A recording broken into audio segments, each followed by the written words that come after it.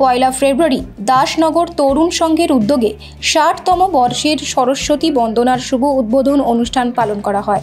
অনুষ্ঠানে উপস্থিত ছিলেন শাসক দলের মুখপাত্র কুণাল ঘোষ, কামারহাটির বিধায়ক মদন মিত্র, মোহনবাগান ক্লাবের সভাপতি দেবাশিস দত্ত, সহ-সভাপতি তথা বিশিষ্ট শিল্পপতি অসিত চ্যাটার্জি, মাঠের সভাপতি সন্দীপন ব্যানার্জি, বিশিষ্ট অভিনেত্রী তরিতা চ্যাটার্জি, ভারত সেবাশ্রম সংঘের মহারাজ প্রজ্ঞানেশ্বর নন্দ প্রমুখ। অসাধারণ। এবং আমার মনে হচ্ছে আজকে সরস্বতী পুজোর আগের দিন নয়, এটা বোঝা দুর্গা পুজোর পঞ্চমীর দিন, কালকে ষষ্ঠীর বোধন।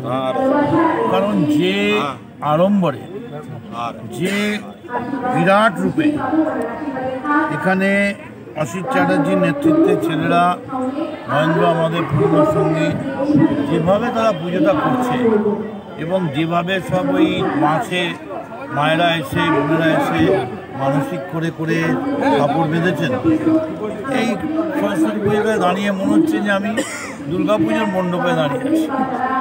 রিয়েলি আমি বলছি যে আমি অভিভূত, আমি নিজে ভাবতেও পারিনি। অনেক দেরি হয়েছে, এর জন্য আমি লজ্জিত।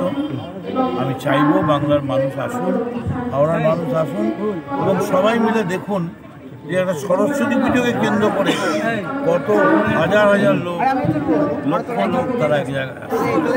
আমি অসিত চ্যাটার্জিকে কংগ্রাচুলেট করছি এবং আমি মনে করি যে তাকে একটা অ্যাওয়ার্ড দেওয়া উচিত তার কাজের জন্য।